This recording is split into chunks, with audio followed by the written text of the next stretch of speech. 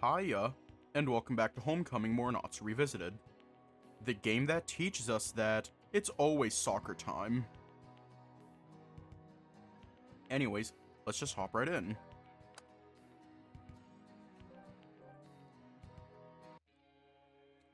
I give another stretch in my chair as I try to make myself comfortable. As I feel another spasm in my back, I hear the unmistakable sound of my grandfather's laughter. It looks like you're feeling the reward from a good day out. God damn, Tora. Are we gonna go hang out with Tora? You're a furry, you have to have 300 sports. Does this count as a sport? Because if it does, then I have over 900.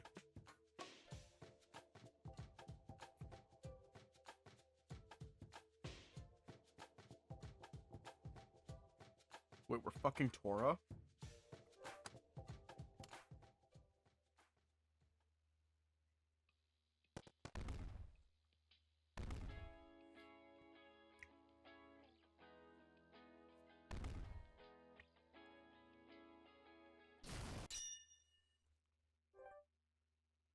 Okay, who are you agreeing with? My husband or the Cheeto? I have chicken nuggets waiting for me. Like right now.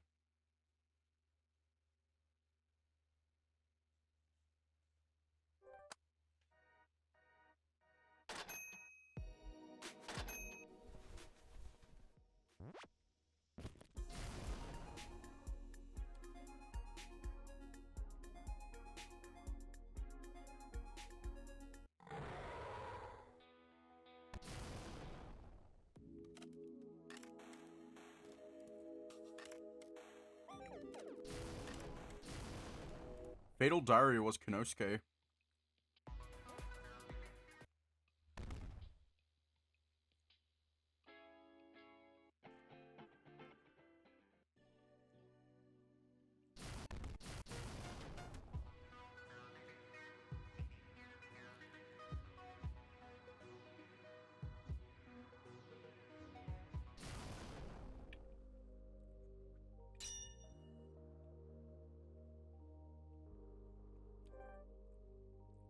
Who's getting our super cool points?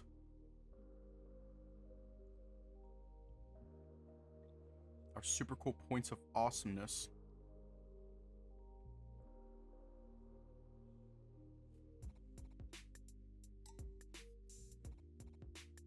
I'm just gonna do it as a poll.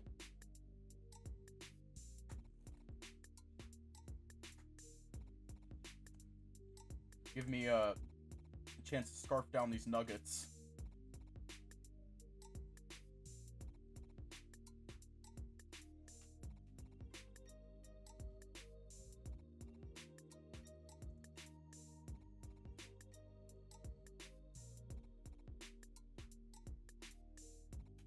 Alright, I'll be back.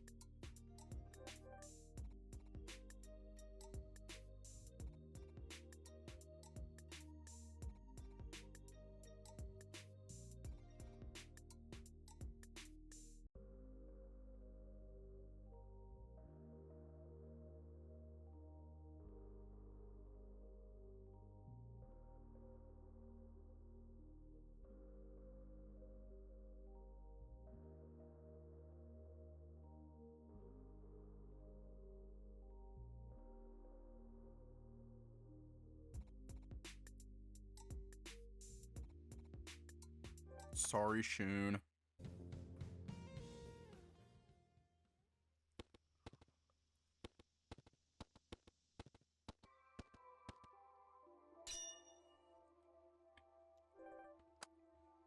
I already know this.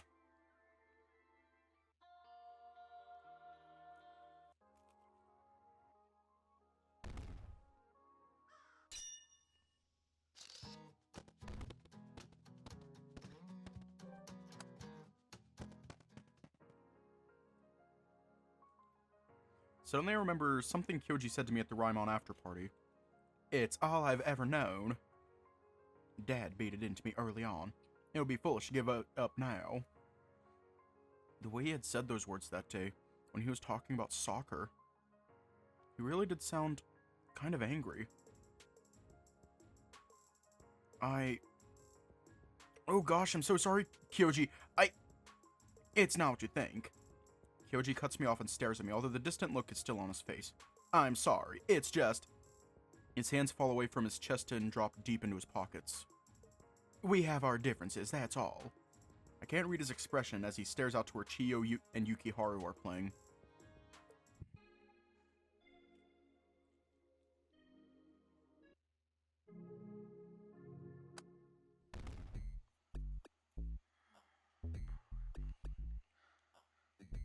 How embarrassing!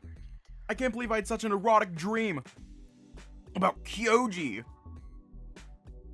Crap, I shouldn't be thinking about it. I'm just making the situation worse. Yuki? Are you awake, dear? I gulp as my grandmother knocks on the door and calls out to me. Yeah, I just had a weird dream. I rub the back of my neck, doing my best to forget about the dream I just woke up from. It doesn't work. I don't know if we'll get to see that because Kyoji's route isn't finished. I hear my grandmother shuffling on the other side of the door. She is undoubtedly waiting for some reassurance, so I clear my throat. I'm fine, Grandma. I'll be up in a moment, Kay? I can't really tell, but it sounds like... Is she laughing at me? No hurry, dear. I'm just about to make breakfast. It'll be ready soon.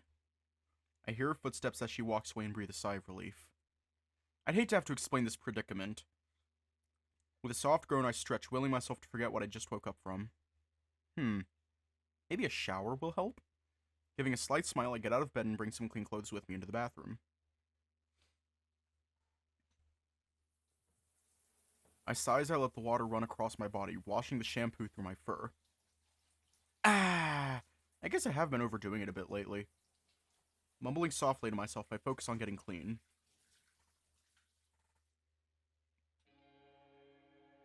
Feeling clean and refreshed, I walk into the kitchen, my tail swishing. Good morning, Grandma. Oh, Yuki. Good morning and good timing. Her own tail's swishing, Grandma looks at me with a grin. She turns and carries a plate of food over to the table. I can't help but smile as my eyes rest on the food. Ranged on the plate is a small bowl of rice, miso soup, grilled fish, and fresh vegetables. I always loved Grandma's traditional breakfasts. They're a nice counterbalance to all the junk food I've been eating recently. This looks delicious, Grandma. I give my own grin as she smiles proudly at my praise. Pulling out a chair, I'm just about to sit down. Dear, breakfast is ready. I once and cover my ears at the sound of my grandmother's yell. Can't help but wonder if the neighbors are used to it by now. It's about time. As Grandma enters the kitchen, he gives a cheeky smirk. Grandma just gives him a half-hearted glare as he slowly sits at the table. As she places his plate of food in front of him, he tilts his head up and gives her a kiss on the cheek. It looks delicious as always, Grandma smiles, her cheeks going a pale pink. I can't help but smile as she sits down across from him. Nice save, Grandpa. The grandparents both look at me, then back at each other before sharing a chuckle. Oh, Hiroyuki. This is something we've always done. It's part of our daily routine. Yes, your grandmother and I believe that a bit of fun is an important part to a healthy marriage. I nod as I scoop some rice into my mouth. Now that I think about it, I do remember the two of them teasing one another, even when I was a child. Back then, I thought they were really arguing, but now that I'm older, I can see just how much they still love each other. I pause for a moment and stare blankly at my food. Ever since I realized my difference, I've wondered if I'll ever get to experience something like my grandparents have with each other.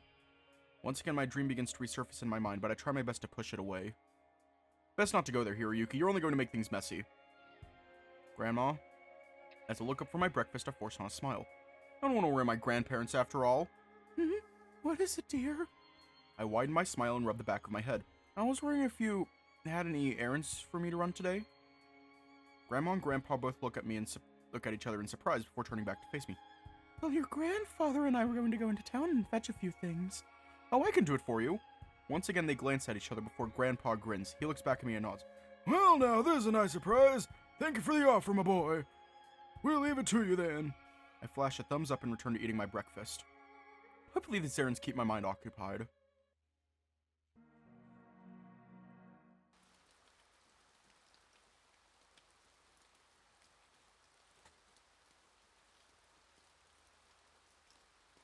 I sat under it the other day. I made a fool out of myself in front of all those kids. That was embarrassing. What a sight for sore eyes! I dashed through the empty park towards the gazebo. Woo! Freedom! I sit down on a bench beneath the gazebo and take another look around the park. I mean, it's nothing special or anything, but it's so nostalgic. I don't know why, but even just being here makes me happy again. Why do I feel like I'm missing something? I didn't drop anything, did I? Oh, God.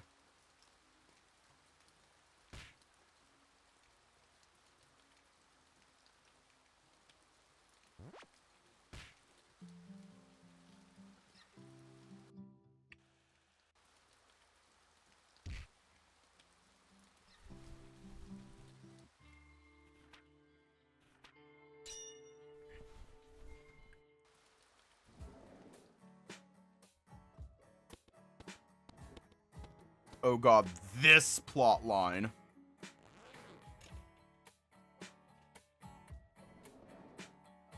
Sorry, Mr. Curry. Sorry, Mr. Curry, as... Yes!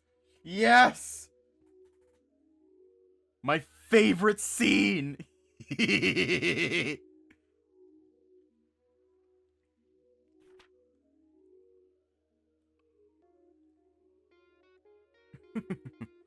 I don't get you sometimes, Shun. Are you taking a book out too, Kyouji? Yes, I am. A new book in the Soft and Fair Goes Far series is out. Wait, what? Soft and Fair Goes Far. You can get porn at the library? Kyouji lightly punches my shoulder.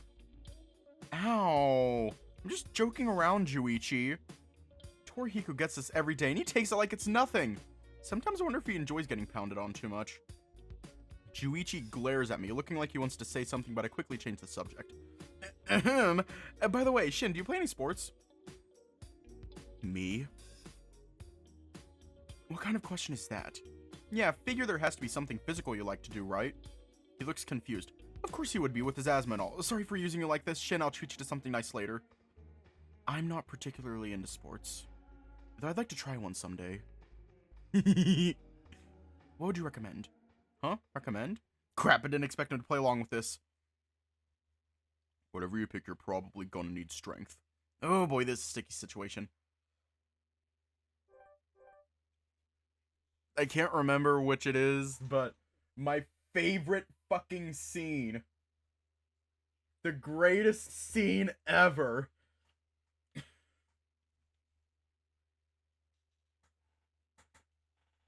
And all it is a fucking penis joke. Tell him we want to get spit roasted. Only if Kunosuke is involved. This one, and well, it's better to dodge the question. Oh, I got it. You're moving your hand every day, aren't you? I make a circle with my thumb and index finger, then flick my wrist a few times. What? My crazy talk makes him roll his eyes. I'm pushing the envelope here. I have to do it, though. You know, your hand. Well, I certainly do move it. Yeah, and your wrist gets tired when you finish, right? Yes, it gets really tiring if you do it multiple times a day. I'm sorry, what? What? That's why it's an unexpected form of exercise. I guess you have a point there. Was that too ridiculous to refute even for Shun? I'm glad he's seeing the humor in it. Looks like I successfully evaded... Hey, Nishimura. Yes! Yes! Seems I'm not quite out of this yet. After staying silent for a bit, Kyouji rejoins the conversation. Huh? Why is his face so red? It's not weird doing it that much, is it? What? People don't usually talk about it in public. What the heck is he talking about? I didn't think it was odd. I give him a confused look. His face turns even more red. He whispers something, and I'm barely able to hear it. Mass. We shouldn't talk about it in a place like this. Mass? What's mass? I missed most of what he whispered. He looks like he's gonna cry. Wow, that's a rare expression for him. You know, mass. Come on, speak up, I can't hear you. It's like every one of my words is the death sentence to him. Mass. Mass? Mass? We weren't talking about physics, Kyouji. Sure heard the sound of something snap. Masturbation! Something healthy young men do every day!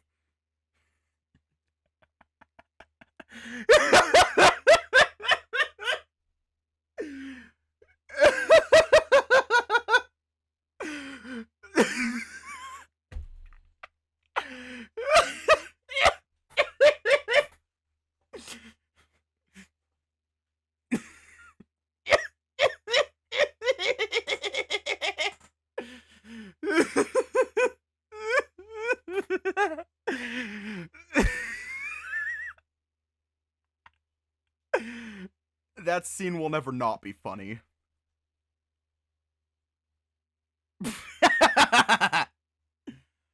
Everyone in the library stops to look at Kyouji. He clamps his mouth shut, but it's too late. All eyes are on him. Shin and I were talking about riding Kyouji. Shin sheepishly nods. Huh.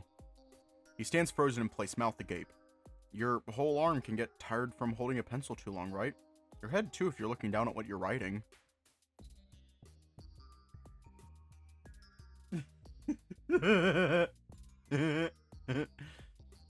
What did he say? Some days I study for hours at a time. But that motion you were making with your hand. What, this one? I make the same hand gesture I did earlier in the conversation. Now it's supposed to be writing. I pay careful attention to the motion this time. Oh. From Shin's angle, looks like writing, but from Kyouji's angle... Sorry, Kyouji. Not gonna lie, I feel super embarrassed for him right now. Shin doesn't say anything from a mix of shock, sympathy, and disappointment. The look Shin gives Kyouji says everything you can't, though. It's the look you get when someone thinks you're an unwashed mongrel. My condolences. And Shin delivers the final blow with his trademark bluntness. Staggering like a zombie, he heads for the library entrance. A young woman walking in his direction quickly maneuvers around to avoid him. He runs off, shouting something. An icy silence falls on the library. I don't know. I think I owe him a jar of honey for that. That was pretty bad. Everyone's still looking at us. Maybe we should get out of here. Yeah. Even so, I can't let you take the blame alone. I'll pitch in for something, too. You gather our things and head for the front door as well. Run beside me and notice that Shin is ignoring the stares of the other people in the library. In spite of the rain, Shin and I agreed to buy Kyouji some sweets from the candy shop as an apology. When he dropped them off at his house, I could have sworn I heard some angry music coming from his room. Oh, he was listening to death metal. To be completely honest, I'm actually starting to enjoy the rain. It's nice. When it's not pouring down! I suppose I can take the long way. We'd also kill some time while I wait for the fan to be fixed. Mr. Furry, he mentioned it would be ready this evening. Then again, I really should try to get these errands done. Take the long path where I can't ignore my errands. I fucking love that scene. It is beautiful! My condolences. Just the fact that he had the testicles to shout masturbation in a public library at the top of his lungs. With a smile, I swish my tail to the side as I make my decision. I suppose it couldn't hurt to just walk around for a while. I stretch slightly before making my way to the old road. I give a happy sigh as I listen to the relaxing sounds of raindrops falling onto my umbrella. If I'm not careful, I could fall asleep. Shaking my head in amusement, I continue to walk down the old road, only to come to a stop as I see two familiar figures approaching. Eyes widening in recognition, I wave at them with my free hand. Kyouji! Taro! My two friends come to a stop in front of me and give an acknowledging nod. Oh, hi, Mr. Nishimura. Hi, hero. can't help but wonder what they're doing out in the rain. After an uncomfortable silence, I clear my throat. So, what are you both doing? Kyouji glances at Taro for a moment, then back to me. Well, we often like to go for a jog to keep in peak shape. Today's no different aside from the weather.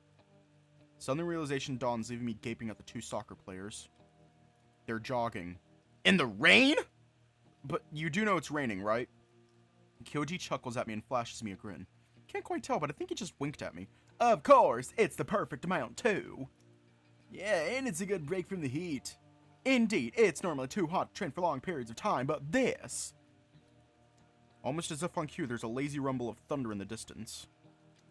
This is a blessing. Although I'm a bit surprised, I still find myself agreeing with him. Mr. Nishimura, since you practiced with us a few days ago, would you like to train with us today?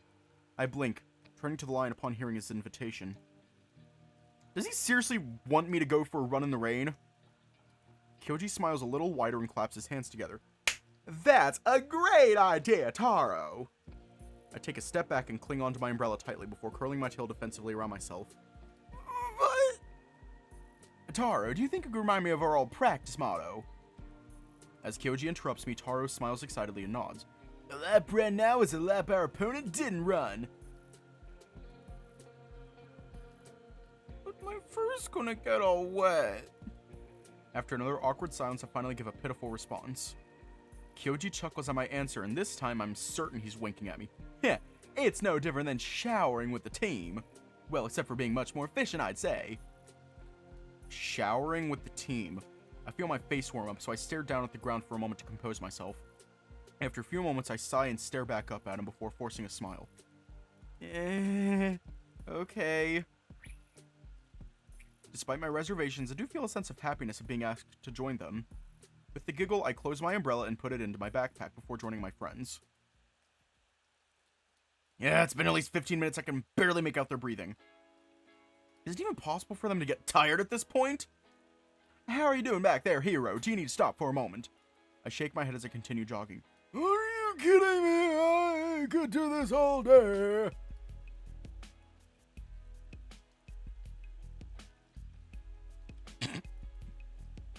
That's the spirit. Thankfully, he bought my bold-faced lie, falling quiet again as he refocuses on his breathing. His breaths are calm and even, just like Taro beside me. The more I watch him, the more I'm unable to resist focusing on his back. And his rear. He's not like the guys from those videos I watch in the privacy of my room back in Osaka, but his taut, lean muscles seem so much more intoxicating now that I'm seeing them highlighted by the rain.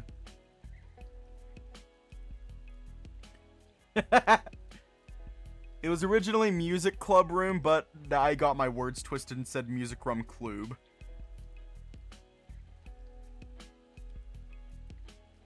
I don't know the right word to describe it, but I'm mesmerized by the expansion and contraction of his muscles. With a quiet sigh, I peek over at Taro next to me. He holds his head high and a small smile colors the corners of his lips. Almost as if in slow motion, I notice a raindrop catch onto one of his whiskers, gently bending it as it travels down before dropping away. His frame, though smaller than Kyouji's, looks just as chiseled, even through his jersey. Mr. Nishimura? I blink, my face warming up. He totally caught me staring at him. Sorry, I was just thinking I should probably trim my fur a bit. I'm not being entirely dishonest. The rain isn't making my run easy, especially with how thick it's grown. I can barely fit a comb through it now. Oh yeah, I wish I had got my mane trimmed last week. It's uncomfortable when it's wet like this. I shake my head, inwardly admiring how it looks. Nah, it looks good. Told you! Kyouji whirls around, his body still moving just as smooth in reverse. He flashes a thumbs up to the line. You know, you really ought to try dating next semester. Taro chuckles, but I'm able to notice the nervous waver at the end. Raising my eyebrow, I turn my attention back to him. Wow, who would have thought that an up-and-coming soccer star would have confidence issues when it comes to dating? Oh, we're getting close to my house. If it's alright, I might stop for today and take care of my chores. No problem, it was a good run. Kyouji suddenly peeks over his shoulder to me as he points to an approaching driveway. See anything familiar? I craned my neck to the side, following his index finger pointing at the crushed gravel driveway. All at once I recognized the street we're on, regardless of the different placement of vehicles and the occasional reshingled rooftop. This is my street. The street where Torihiko Kunosuke and I met almost every day of my childhood. I'm awestruck as I stare at the house I used to live in. It seems like the dirty old roof was fixed up and the house repainted, blending well with the seemingly fresh dark lacquer finish of the wood. Ugh, who am I kidding? I barely recognize my old house now. It looks so different now. It actually looks nicer. You used to live in our house, Mr. Nishimura? I nod silently before the three of us make a beeline for the driveway, taking care to avoid the puddles near the edge of the road. Alright, Taro, good work. See you tomorrow. Of course. The lion waves at us as he continues jogging towards the front steps leading up to what was once my house. However, he suddenly pauses mid-stride before glancing back over his shoulder. Did you want to come inside, Mr. Nishimura? I can get you some water, or... As Taro trails off, I widen my eyes in surprise and turn to face Kyouji. The dog continues to give his enigmatic smile. Clearly wants me to make the decision for myself. As curious as I am about how my old room looks, can't deny that I've enjoyed this jog so far. With a soft chuckle, I glance over at the lion. I appreciate it, Taro, but I'd feel bad if I didn't finish the jog. It's out of shape that it's ridiculous. Oh, nonsense, Hiroyuki. You look fine and you did pretty good today, too. I fight back a blush as Kyouji winks at me. Such a flatterer. He makes such a bold lie seem so convincing. Well, maybe next time. I'd probably just bore you anyway, since I got a whole lot of chores to do. I flash the lion an apologetic smile, though I know exactly how that feels. Not that I'm complaining. I love my grandmother. Taro bows politely before turning and walking towards the house I used to call home. So, we'll keep going slow until the last stretch back to your grandparents' house. A good sprint at the end does wonders for your endurance. Wait, what? Sprint? On second thought, I glance over my shoulder, only to notice that Taro is already across the yard fishing a key out of an old coffee tin in the bushes. Huh. That must also be new. I seriously don't remember those bushes being there. As I watch the lion enter the house, I suddenly realize it's too late to change my mind. Turning my attention back to Kyouji, I shake my head and force a smile. Oh, it's nothing. Sprinting sounds good! Did I fuck up another word? Blush. Meant blush. I must not have a very convincing tone because the canine smiles a little wider and places a hand on my shoulder. You'll be fine, Hiroyuki. Come on, let's go. I'm even more out of shape than I realized. We haven't even been jogging for very long, yet I'm already exhausted. Although I suppose it doesn't help that my fur is soaked and my clothes are sticking to me. The unmistakable sound of Kyoji's chuckle snaps me out of my thoughts. This won't do, hero. You need to build up your stamina. Here's an idea. We'll sprint now, then walk back to your parents' house. Grandparents' house. Now? I fight back a wheeze, wincing inwardly at how childish I must sound. Kyouji simply smiles and nods. Yeah, the convenience store actually has little protein drinks. Race me there and I'll buy you one. My face heats up and I give a hesitant nod. Where exactly is he keeping his cash and shorts that small?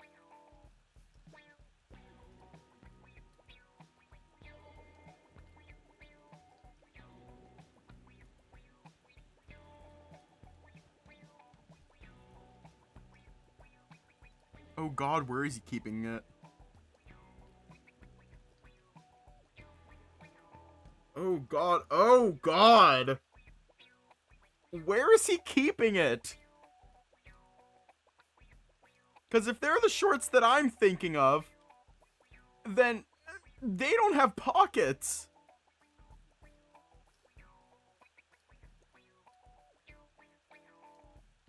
He doesn't have pockets!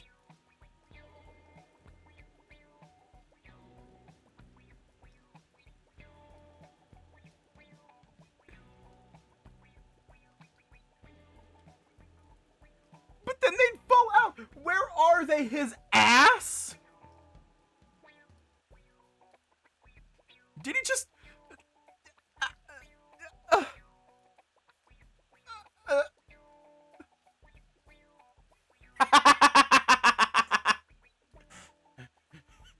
Oh, the implications of that are horrifying.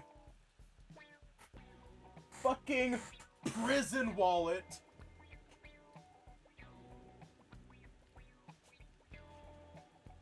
Where exactly is he keeping his cash and shorts that small? Ready?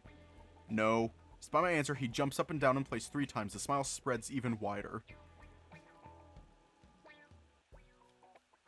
Bracing himself to kick off the ground and glances over at me. 3. Wait, I gotta catch my breath. 2. Oh no. 1. Go! As if he were fired from an invisible cannon, Kyouji speeds away from me. I can actually see loose gravel kick up at me, and I have to shield my face as I chase after him. There's just no way I could keep up with him in any scenario, but I have to admit, seeing his speed up close is impressive. We're at fucking Costco. By the time I manage to get into any kind of stable rhythm, he's already made it to the pumps outside the gas station. Finish strong, hero. Swing those arms! As my friend calls out to encourage me, I feel a strong sense of determination. Come on, heart, don't explode yet. I can't look bad in front of Kyouji. Almost there. You can do it. Kyouji leans out and extends his hands like a ribbon for me to cut past. With my own hand, I reach out at the last second, catching a high five as I sprint past. I did it! And the best part of all is, I didn't die! I am awesome! I slow down to a ragged jog, letting my arms sway loose in wild arcs. The jog quickly becomes a power walk and then an exhausted shuffle. Clasping my hands behind my head, I lean back to will more oxygen into my lungs. Now that I have nothing else to focus on, I notice that my fur is starting to smell from all this rain. I didn't realize it smelled so bad! As I turn, I can see Kyouji peel off his shirt before fishing a wad of wet bills from his shorts pocket. What? Apparently he has pockets! I'm suddenly reminded of the dream I had and my eyes widen, my tail swinging up preemptively, though the canine doesn't seem to notice. He mouths something I can't quite make out and motions with his index finger to give him a few moments. I consider calling out to him and requesting chocolate as my favorite flavor of choice, but I quickly silence myself. It'll probably taste like chalk all the same. Watch as Kyouji's tail disappears behind the glass doors of the gas station, momentarily wondering how a shirtless guy could possibly get service in there. What am I thinking? He's ridiculously attractive and the town's soccer star. That definitely has to help. Breathing a sigh, I sit down on the side of the road before taking a page from Kyouji's book and peeling off my wet shirt, placing it beside me. I have to admit, aside from the wet fox smell, this is actually quite pleasant. The rain feels lukewarm as it lands softly onto my back, and the sound of the light drizzle against the old gravel road makes for some pretty relaxing sounds. Suddenly, an old truck putters next to one of the pumps before the engine is switched off. I should have filed these damn things down last night. An older bull stumbles out of the driver's seat door of the old pickup, one of his horns catching the roof and whipping his head to the side. With an annoyed sigh, he steps into the gas station, one hand fishing about furiously in his pocket before disappearing behind a shelf of instant ramen and chips. Ah! I lean back on my hands and raise my face to the sky, letting Mother Nature clean the sweat from my brow. 5 minutes pass with no sounds other than the distant rumble of thunder.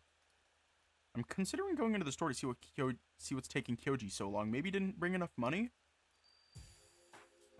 And never mind the fact that you'll catch her death running around like that in the rain.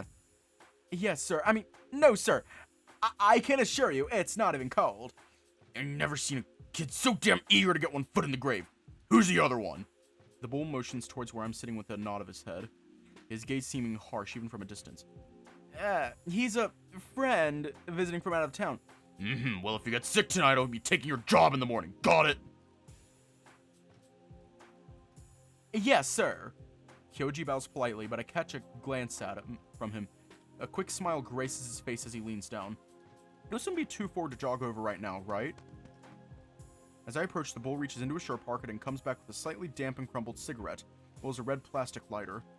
Damn, I just bought this thing, come on! He grumbles as he repeatedly flicks the lighter, the 10 T's made with his free hand seemingly doing little, despite blocking the rain. Oh, Mr. Aichi. This is Hiroyuki Nishimura. Hiroyuki!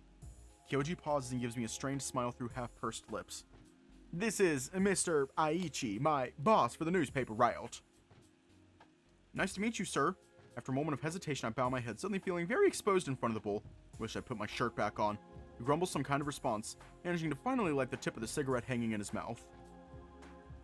Even with the rain, I can still smell the menthol cloud wafting from his nostrils. Both of you get on home and dry off. He plucks the cigarette from his lips and points the tip at Kyouji. I'm serious, Takahara. If you come in sick tomorrow, I'm sending you home without pay. Yes, sir, won't be an issue, I promise. Mr. Aichi grunts in response and replaces his cigarette into the corner of his mouth, his hands scooping up a large keyring from his back pocket. You two, need a lift home? Kyouji offers another small smile and makes a motion with his hand towards the road. We're fine, sir, we're just going to walk the rest of the way. The bull stares at Kyouji for a moment before releasing a cloud of smoke from the opposite corner of his mouth. With a shake of his head, he turns around and opens his driver's side door. Kids these days don't say ever tried to do anything for you. See you in the morning, Mr. Aichi. Yeah.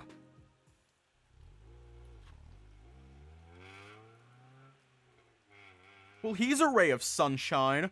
Kyouji and I watch as the bull starts the truck and drives off, disappearing around the corner. Its engine quickly becomes little more than a dull roar lost in the white noise of the rain.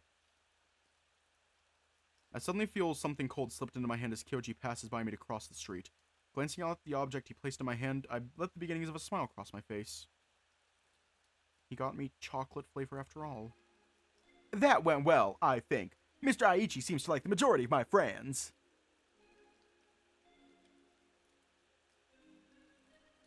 Can't help but chuckle out loud as I try to open my protein drink, glancing over at the canine when I'm successful. Seems a little gruff, don't you think? Kyouji chuckles as I grab my shirt and follow him down the street, his tail swishing and swinging rein in a wide arc. He's not so bad after his coffee and smoke break. If you say so. I tilt my head back and take a large gulp from the protein bottle. It's actually not too bad, especially since the chocolate flavoring seems to overpower the chalky texture. Hey Kyouji, you're not going to get sick from this, right? I mean, with your insomnia and all. Kyouji glances back at me, and after a few moments of silence, he winks at me. Well, I think he winked. It's honestly hard to tell. I always sleep well when it rains, hero, and as a matter of fact, a nap sounds like a great idea, so let's hurry and get you home. But thanks for your concern, I appreciate it. I can't help but smile back, even though I know my face must be a deep shade of red. We power walk the rest of the way back to my grandparents' house, afterwards as Kyouji and I part ways to give a heavy sigh. After a workout like that, I'm sure I deserve a nice hot shower and some food. I think.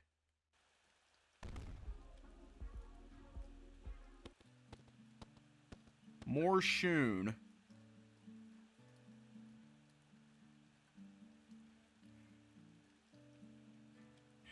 Are we joining Shun or going home? I wanna go home. We already did Kyoji's event for the day.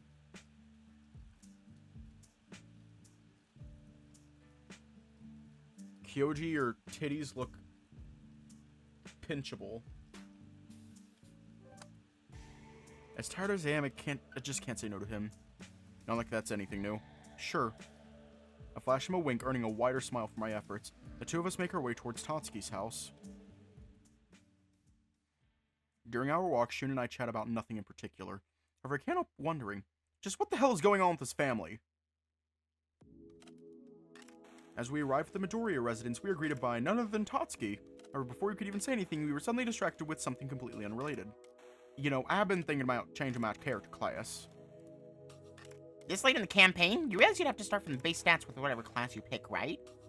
Seriously, what kind of cheapskate role is that, huh? At Tatsuki's outburst, Shun folds his arms across his chest and gives a wide grin. The kind that keeps campaigns going, I guess. After all, if everyone just kept changing classes in the middle of a game, we'd never get a single one finished. But I didn't know the Beastmaster was even a class I could choose. Gus needs a little brother. Shun chuckles and shakes his head in amusement. You do realize that the Beastmaster class has minimal health points, right? A scowl appears on the dragon's face as Shun explains. He holds his own large arms across his chest and gives a loud snort. Who cares about that, especially when I can ride into battle on a unicorn? He has his priorities. You know, when you put it that way. Wolf gives an embarrassed chuckle, his cheeks going a soft pink as he rubs the back of his head. I haven't considered putting unicorns in the campaign. She'll be the prettiest of all, with white fur and a gold and silver mane. He has his priorities straight. Tatsuki has his priorities. Tatsuki seems to get more and more excited as he lists off his potential new unicorn's features. Well, if you don't mind losing all your current stats, I suppose I could put together a character sheet for you. I'll start drawing her right now. Her name is Moon Dancer, and I found her while hunting by the River of Ambers.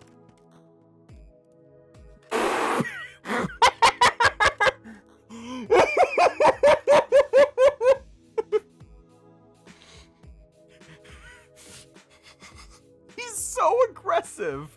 As Tatsuki runs off, Shun's expression changes to one of surprise. Tatsuki, wait! Ugh. Shaking my head, I give him a bemused sigh. Don't worry, Shun, I'll go get him. Thankfully, I'm able to catch up to Tatsuki and get him to put his plans on hold. I won't pretend to understand what they were talking about, but regardless, Shun and I are here for a reason. I flash Shun a triumphant grin as Tatsuki and I return outside. So, Shun was here for something important, weren't you? Yeah, it was just a bit dull. Tatsuki shakes his head and smiles down at the wolf. Well, what can I do for you, little buddy? I have to fight back a snicker as I see Shun trying not to scowl. I'll pretend I didn't hear that. Anyway, I was coming to double check that the Yagura for the Bond Festival is still in good shape. The dragon raises his brow as he scratches his cheek. Oh yeah, I almost forgot about that. I remain silent, not wanting to admit that I had almost forgotten about it too. The Yagura was always the centerpiece of the Bond Festival. I remember how we had to replace a few boards for it last year. Then again, what can you expect something built to be set up only to be torn down again? Yeah. I understand why Dad just won't contract you guys to build a permanent one next to the shrine. Tatsuki simply shrugs and leans closer to us, cupping a hand next to his mouth. Well, you know how the old folks are, especially everything's their way or the highway. Shun gives me a look that I return with an exaggerated grimace. So it would seem. As the three of us share an awkward silence is suddenly broken as Tatsuki stands back up and clears his throat. Oh, by the way, Miles been working on that thing for you. Do you want to go check it out while I track down the Yagura? Wolf hesitates for a moment before finally nodding. Sure. I appreciate it, Tatsuki. His shoulders seem to deflate as the dragon heads around the far wall and disappears. Well, I'd better get this over with. Is this about the shoulder padding? Shun's face contorts with disgust and he shudders. Ugh, don't say it out loud. Look, Mrs. Midoriya is really nice, so I don't want him to feel bad about this. Shoving his hands into his pockets, he forces a smile onto his face. You can go and hang out with Tatsuki if you like. After all, this may take a bit of time. I cast a glance over in the direction the big dragon went, weighing up my options. To be honest, I'm not sure that Shun is really in the best mood at the moment. On the other hand, Tatsuki would probably appreciate the help. Tatsuki or Shun? I feel like Tatsuki would watch My Little Pony just for Pinkie Pie.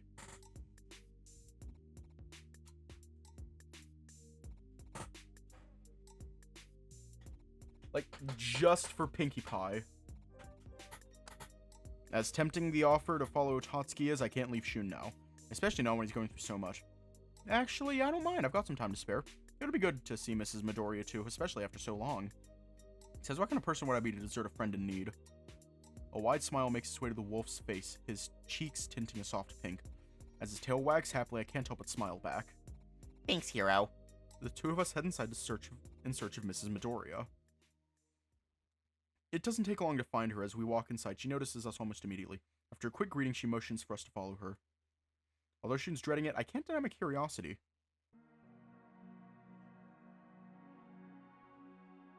What voice should I give Mrs. Midoriya? I don't want to give her the Yas Queen voice.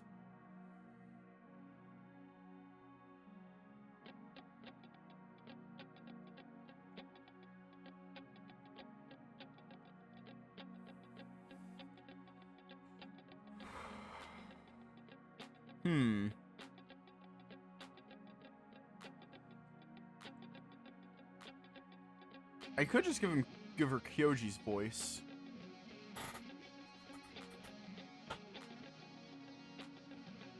I feel like I want to do something funny. You know, I always thought that navy blue was a boring color, but it looks really good on you. No.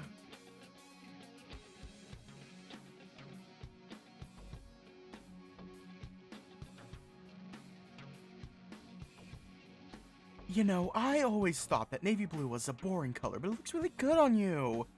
Although she's bent over, the dragon lady still towers over Shun. She carefully inspects the new outfit the wolf is wearing. This feels great, Owen. Thanks for not putting in the padding. Mrs. Midoriya stands up sharply and clicks her tongue, her full and intimidating height contrasting the pleasant tone in her voice. Not a problem, my dear. It was such a silly thing for your father to suggest.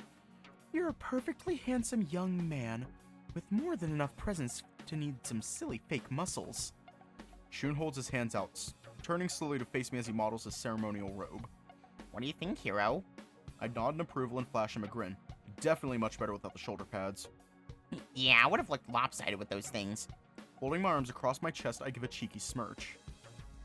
Smirk! Because you're short? Uh-huh.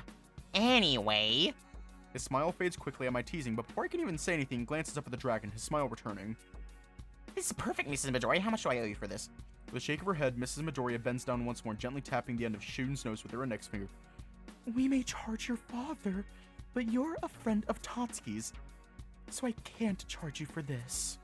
Besides, this is an important thing for you. Just make sure to take care of it. She holds her hand out in front of her and grins.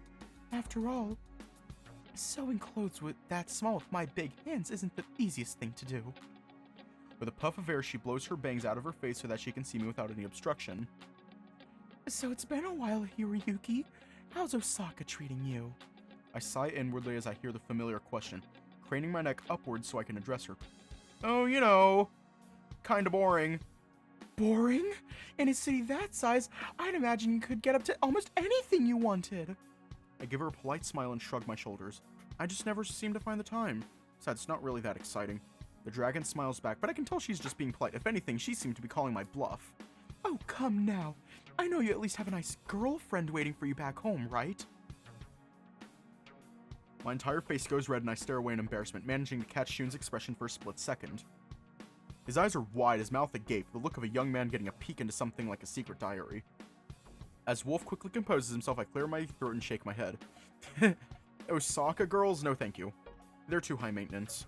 Forcing a grin to my face, I stare back up at Mrs. Midoriya. She simply shrugs and places her hands on her hips. Well, it's okay to have a type, I suppose. Heaven knows what I'm going to do when Tatsuki brings someone home. Considering his father's tastes.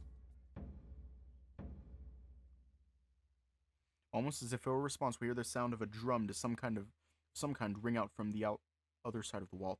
Mrs. Midoriya freezes for a second before recognition spreads to her face and she rolls her eyes. Ugh. Without fail, every single year, when that boy knows the Bond Festival is around the corner, he decides he's a professional drummer.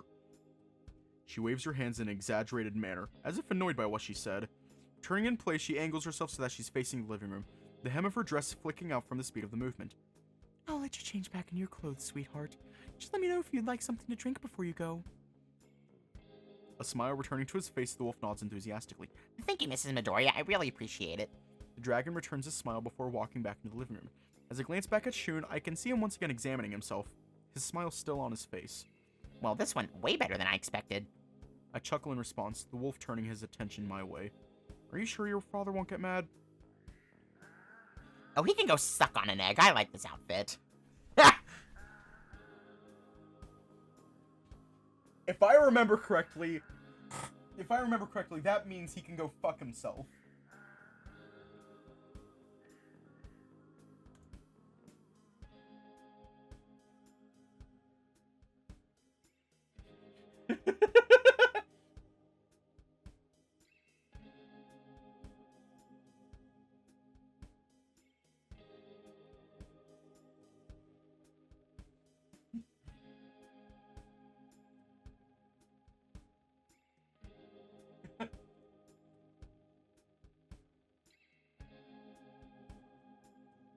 Hang on.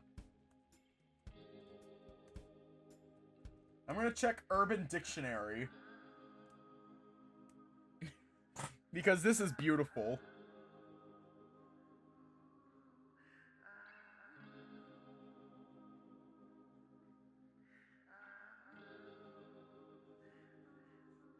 I was right! I was right. He essentially just said that his father can go fuck himself.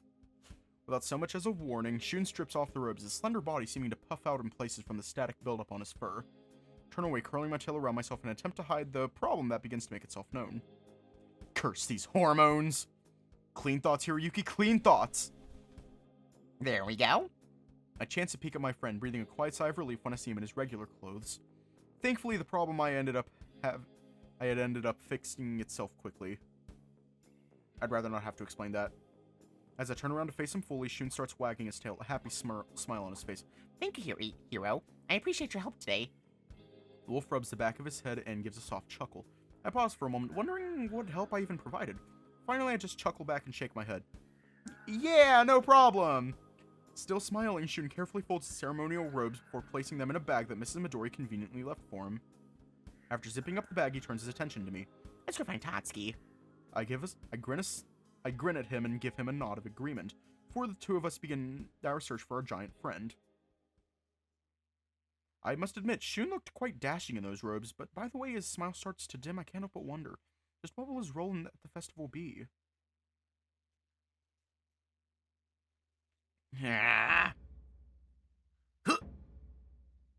Shun and I watch in silence as Tatsuki remains standing in front of a battered old drum. He's totally focused on his rhythmic drumming and doesn't seem to realize our presence.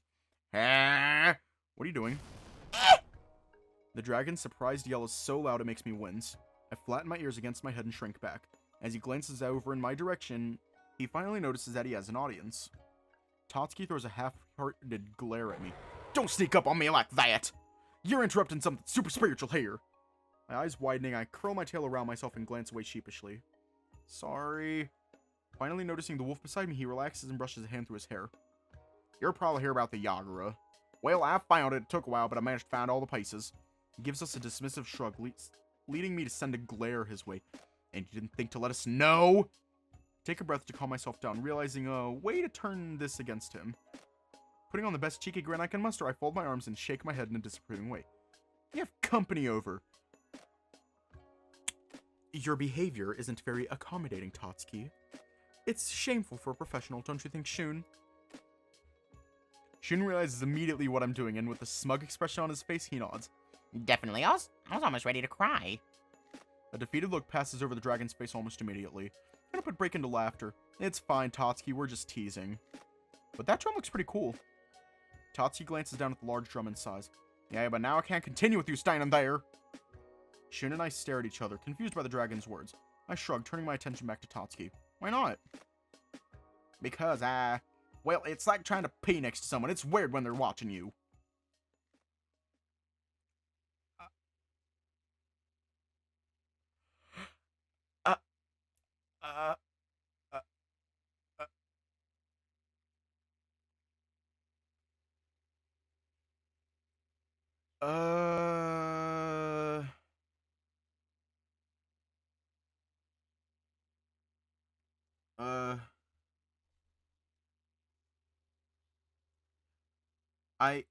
I don't think that's how that works.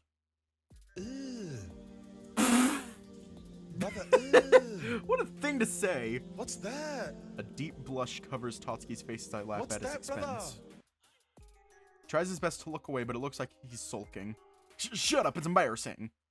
I do my best to stop laughing and shake my head, flashing him a victory pose. Don't worry, Tatsuki, it's just us! Before I can continue, Shun walks over to the drum and examines it. When he finally stands back up, his tail starts wagging excitedly. Can I give it a try? I love playing the taiko drum game at the arcade. What do you mean, game? The dragon folds his arms across his chest and gives a childish snort. I can almost imagine smoke blowing from his nostrils, similar to what you'd expect from an old fairy tale dragon. I'll have you know that this is a way of life. Only the manliest of men can master the fury and thunder of the taiko. Shun barely acknowledges Tatsuki as he takes the bocce sticks into his small hands and positions himself in front of the drum. Staring down at the wolf, Tatsuki huffs out another breath. Drum's so much bigger than you. Ignoring the dragon, Shun clacks the sticks together, imitating a rock and roll superstar that's taking the stage for the 100th time. With the roll that I would swear even a real drummer couldn't replicate, Shun launches into a machine gun-like beat onto the drum. The sticks, though held loosely in his grasp, sound thunderous as they rise and fall onto the head and sides of the drum. Tatsuki wasn't joking when he said that the drum was bigger than Shun. Wolf has to hold the sticks at eye level, but even with this awkward stance, he doesn't falter from his tempo whatsoever. Suddenly, the beat gets more complicated, the gun-like blast seeming to happen every other second now. What? The dragon gapes even wider, it can't help staring at Shun in awe. It's just like the arcade game. I gulp, remembering how impressive the wolf was at the rhythm game he played yesterday. Made another guy cry, if I recall correctly. I'm definitely never challenging him to be my opponent. Shun gives the drum one last slap before giving me a smug grin, an excited gleam in his eyes. As Tatsuki and I stand gaping in silence, the wolf grins wider, holding the bocce sticks in a triumphant pose. I should show Kuya sometime. He'd put me in his band for sure. I blink, turning my head to the side in confusion. Kuya's in a band? This is the first I'm hearing of it. I shrug off my thoughts as Shun suddenly seems to remember something, his expression changing. Wait, I was supposed to double check on the condition of the Yagura. Do the board still look okay, Tatsuki? Dragon's facial expression doesn't change. It's as if his mind is now working independently of his actual body. Finally, he lifts his left hand slowly, forming the traditional symbol for "it's fine." I've seen that look plenty of times before. That was unbelievable, Shun, but where did you... I cut myself off before I can finish the sentence and furrow my brow. Please don't say what I think you're going to say. I swear, if I hear the words taiko and rhythm game together, I'll scream. Wolf simply chuckles and shrugs his shoulders. Yeah, I'm surprised that it worked in real life, too. He passes the sticks back to Tatsuki, the dragon looking down at his hand as if watching a spider crawl into his palm. That should be everything then, Tatsuki. I appreciate your help today. I need to get back soon, though. Would you please give your mother my thanks? Tatsuki continues to remain quiet, and I start to feel a little worried for him. Tatsuki. With a sigh, I turn to Shun and shake my head. Why don't you prepare your things and wait for me at the front door? Seems I have a dragon to fix. Okay, hero. I'll see you there. Bye, Tatsuki. We're gonna stop it for the ad when a break from the ads.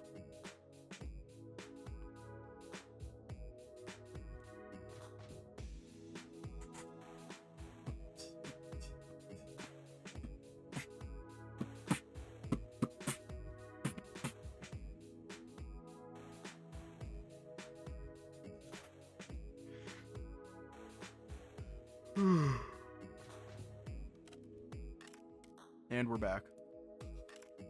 Wagging his tail, the wolf bids our large friend farewell and makes for the front door. A few moments later, the dragon finally seems to come back to his senses. Glancing down at me, he anxiously rubs the back of his neck. I really hope that was beginner's luck.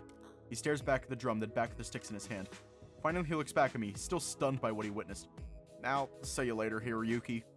I gently place a hand on his forearm in an attempt to comfort him. See ya, big guy. Meeting up with Shun at the front door, the two of us return to the crossroads.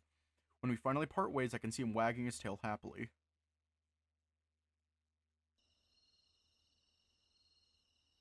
Another busy day in Minasato has come to an end.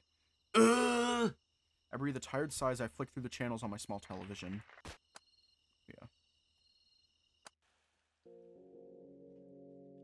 We're gonna leave off here tonight. Sorry, Durg. Sorry, Tatsuki. Sorry we broke you. That's what happens when you go too hard. Stay safe. Have a good night. And I will see you all tomorrow.